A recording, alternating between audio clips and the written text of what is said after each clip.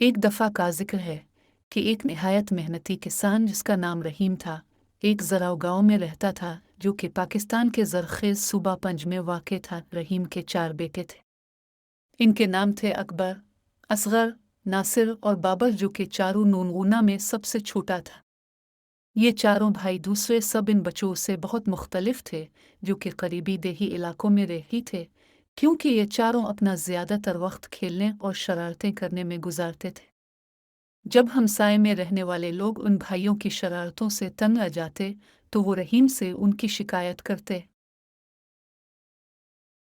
तब वो सब शरारती भाई भूले भाले बन जाते और वादे पर कायम रहने का इरादा किए बगैर हमसायों से मुआफ़ी भी मांग लेते। गांव में एक प्राइमरी स्कूल था। रहीम ने अपने चारों बेटों को वहां इस उम्मीद में दाखिल करा दिया कि उनके अंदर कोई नज़्म व ज़ब्त कायम होगा।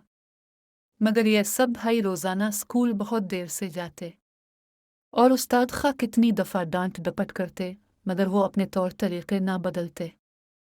रहीम बहुत ही रहम दिल इंसान था और उसने कभी अपने बेटों के साथ सख्त कलामी नहीं की, बल्कि वो उनके पास बैठ जाता और उनको दलाइल देकर समझाने की कोशिश करता।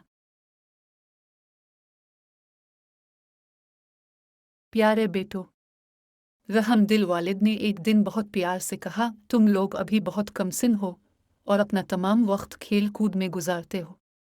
लेकिन अगर तुमने इस उम्र में मेहनत करना न सीखा तो जब तुम लोग बड़े हो जाओगे तो कुछ भी करने के काबिल नहीं होगे। सब बेटे एक ज़बान होकर बड़े जोश से कहते, अब्बा जान, आप बिल्कुल फिक्र ना करें, हम बहुत जल्द सब कुछ सीख लेंगे, हम वादा करते हैं।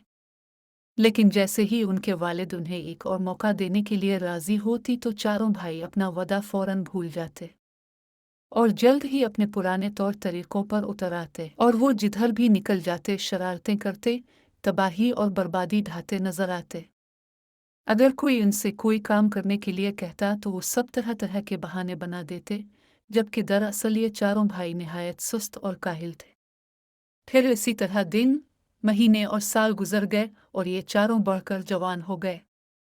उन्होंने पढ़ना लिखना बिल्कुल ना सीखा और न ही उन्होंने खेत पर कोई काम वालिद की मदद के लिए किया। वो हमेशा एक दूसरे को अपनी मन घड़त फजूल बातों और मुश्किलात के लिए इल्ज़ाम देते रहते और इनमें से किसी एक ने भी कभी एक दफ़ा भी अपने बुरे तौर तरीक़े के लिए अपनी जिम्मेदारी कबूल नहीं की। आखिर रहीम एक ज़ईफ़ और बुरा आदमी हो गया, मगर वो फिर भी खेत पर सारा दिन खुद अकेला ही काम करने पर मजबूर था। ये काम एक बूढ़े आदमी के लिए बहुत मेहनत का था और रहीम को वो दिन बहुत मुश्किल लगने लगे थे। फसल की पैदावार में भी कमी आ गई और उसके साथ ही इस दौलत में भी जो कि वो फसल को मंडी में बेचकर हासिल कर सकता था। रहीम और उसकी बीवी अपने मुस्तकबिल के बारे में बहुत परेशान थे, मगर वो चारों भाई उन वाक़यात के बारे में बिल्कुल भी परेशान ना ज़ईफ़ और होते थे। बीमार हो गया कि कोई काम कभी करने कभार के वो काबिल खेत में नहीं अपने रहा वालिद की और मदद उसने करने हकीकत चले में ये जाते, महसूस किया कि लेकिन वो ज़्यादा ज़्यादातर अपने बचाव खुशामदी। की खातिर बहाने बनाते रहते। वो तमाम दिन सिर्फ निक में बैठे रहते, खाते पीते और आराम से सोते। अगर कभी कोई अकबर से कहता कि वो खेत पर जाकर अपने वालिद की मदद करे, तो वो कहता कि दूसरे तीनों में से कोई जाकर मदद करे क्योंकि मेरे तो सर में दर्द है, वगैरह वगैरह। उसी तरह हर एक भाई को जब भी कोई किसी काम करने को कहता तो वो उसे कसम का बहाना बना देता और इनमें से हर एक अपने दूसरे भाइयों में से किसी एक को वो काम करने के लिए पेश कर देता। फिर एक वक्त ऐसा आया कि रहीम वाकई इस कदर ज़ईफ़ और बीमार हो गया कि कोई काम करने के काबिल नहीं रहा और उसने हकीकत में ये महसूस किया कि वो ज़्यादा देर तक जिंदा नहीं रह सकेगा। रहमदल बाप अपने नाकारा बेटों के बारे में बहुत फिक्रमंद हो गया और उसके दिमाग को बहुत से मुश्किल सवालात ने घेर लिया। इसे ये नहीं मालूम था कि जब वो नहीं होगा तो उनका क्या होगा। इन्होंने कोई हुनर नहीं सीखा था, इसलिए वो अपने लिए रोज़ी कैसे मुहैया कर सकेंगे। उनके बुरे अमाल के बावजूद रहीम अपने बेटों को दिल से चाहता था और उनकी मदद करना चाहता था। इसलिए वो बेचारा ज़ईफ़ आदमी बहुत ही गौर से ये सोचने लगा कि क्या किया जाए। बहुत देर गौर करने के बाद रहीम को एक मंसूबा समझ में आया जिसके बारे में उसने ख्याल किया कि शायद वो कारआमद हो सके। फिर वो खुद ब खुद मुस्कुराया और उसने अपनी बीवी से कहा कि वो उसके चारों बेटों को बुला कर लाए ताकि वो इसके सामने आकर बैठें और इससे पहले कि वो कब्र में जा सोए, इन्हें अपनी वसीयत सुनाए और नसीहत के चंद अल्फाज भी कह सके। रहीम की बीवी ये सुनकर बहुत परेशान हो गई क्योंकि वो अपने खावनद को बहुत चाहती थी। बहरहाल उसने अपने बेटों को बुलाया और इन्हें उनके वालिद की ख्वाहिश के बारे में बताया। चारों भाइयों को इस बात का बहुत सदमा हुआ कि उनका बाप फौत हो जाएगा।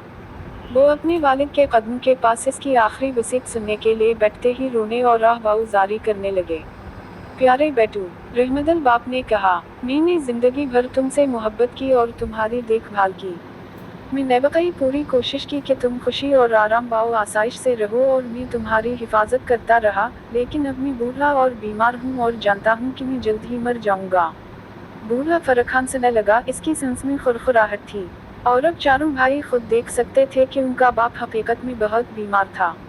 लेकिन मैंने एक बहुत बड़ा खजाना तुम लोगों के लिए बचा रखा है, रहीम ने गुफ्तगू जारी रखते हुए कहा, ताकि तुम्हारी जिंदगी मेरे जाने के बहुत अरसे बाद तक भी आराम से गुजरती रहे।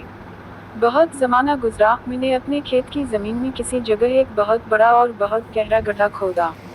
फिर मैंने इस गड्ढे में इस खजाने को उस वक्त के लिए कि जब तुम्हें उसकी ज़रूरत पड़े हिफाजत के साथ दफन कर दिया। लेकिन अब मुझे बिल्कुल याद नहीं रहा कि वो किस जगह पर है। चारों भाई एक दूसरे की तरफ ताज्जुब से देखने लगे, लेकिन वो अपने बाप के खजाने के तसव्वुर से काफ़ी खुश भी नजर आ रहे थे। मेरे मरने के बाद तुम्हें इसका सुराग लगाना होगा और उसे खोद कर निकालना होगा, रहीम ने बात जारी रखी। फिर तुम अपने चचा से, जो कि उस वक्त खानदान में सबसे बड़े होंगे, दरखास्त करना कि वो इस खजाने को तुम चारों के दरमियान बराबर हसूयों में तकसीम कर दी। इसके लिए आपस में झगड़े मत करना, अपने चचा के फैसले की तज़ीम करना। याद रखो कि अपने बड़ों की इज्जत करना हमारी तहज़ीब का एक अहम हिस्सा है। तुम्हें उनकी इज्जत करने को अपना फ़र्ज समझना चाहिए। चारों भाई खेत में दफन किए हुए खजाने को फौरन ही ढूंढने के लिए मुस्तरब नजर आने लगे। रहीम ने यह जाहिर किया कि इसने अपने बेटों के इस रोचिये को देखा ही नहीं और उसने अपनी तकरीर जारी रखी। एक और नसीहत जो कि मैं तुम्हें डालनी चाहता हूँ वो ये है कि तुम लोग एक दूसरे के साथ कभी मत लड़ना। तुम्हारे दुश्मन तुम्हें मंसूबा बंदी और साजबाज करने के लिए उकसाएंगे, लेकिन कुछ भी हो जाए तुम चारों हमेशा मुत्तहिद रहना। मिलजुल कर तुम सब बहुत ताकतवर रहोगे और कोई भी तुम्हें नुकसान नहीं पहुंचा सकेगा। और किसी को भी इस खजाने के बारे में इस वक्त तक मत बताना जब तक तुम्हें वो मिल ना जाए। जब रहीम ने अपनी तकरीर ख़त्म की तो उसने आँखें बंद कर ली। फिर वो जल्द ही फौत हो गया। अपने वालिद के जनाजे और तदफीन के बाद इन भाइयों ने अपने खेत के दूसरे सिरे से खोदने का फैसला किया। इन्होंने अब तक अपनी ज़िंदगी बहुत सुस्ती, काहली, आराम और आसाइश में गुजारी थी, इसलिए खेत के थोड़े से हिस्से को खोदना भी उनको बहुत मुश्किल लगा। सुस्त और काहिल सब भाई जल्द ही हार कर घर पर आराम करने के लिए चल दिए। अलामत तज्जुब। अगले दिन फिर ऐसा ही किया। फिर इससे अगले दिन और इससे भी अगले दिन ऐसे ही करते रहे, यहाँ तक कि आहिस्ता आहिस्ता मगर यकीनन खेत का ज़्यादातर हिस्सा भाइयों ने खोद ही लिया। उनको उसी तरह काम करते महीना भर और गुजर गया, मगर इन्हें दफन किया हुआ खजाना नहीं मिला। वो किसी और से उसका जिक्र भी नहीं करना चाहते थे और न ही किसी की मदद लेना चाहते थे, क्योंकि वो इस खजाने में किसी और को हिस्सादार नहीं बनाना चाहते थे। वो सब खुदाई करते करते बहुत थक गए थे, मगर उनमें से कोई भी इस खजाने को छोड़ना नहीं चाहता था। आखिरकार भाइयों ने गौर किया कि इन्होंने पूरा खेत खोद डाला, लेकिन खजाने का कोई सुराग नहीं मिला। तब इन्होंने ख्याल किया कि उनके बाप ने खजाना बहुत ही गहरा दफन किया होगा, इसलिए इन्होंने और भी ज्यादा गहरा खोदने का फैसला कर लिया। एक और महीना गुजर गया, मगर दफन किए हुए खजाने का कोई निशान भी नहीं था। सारा खेत अब पूरी तरह नीचे से ऊपर हो चुका था और हमसाए भी उन भाइयों की मेहनत पर रश्क करने लगे थे। आखिरकार चारों भाइयों ने दफन किए हुए खजाने को कभी भी पा लेने के ख्याल को तर्क कर दिया, मगर ये देखकर कि इन्होंने खेत को इतनी अच्छी तरह तैयार कर लिया था, इसलिए इन्होंने वहां पर इस मौसम में गेहूं की काश्त करने का फैसला कर लिया। जब फसल काटने का ज़माना आया तो इस खेत में बहुत आला दर्जे का और बहुत मिकदार में गंदम पैदा हुआ, जिसको वो सब भाई मंडी में ले गए और उसे हज़ारों रुपयों में फ़रोख्त कर दिया। अपने वलद की नसीहत पर चलते हुए सब भाई अपनी कमाई हुई दौलत को अपने चचा के पास ले गए और उनसे इस रकम को चारों में बराबर तकसीम करने की दरख्वास्त की।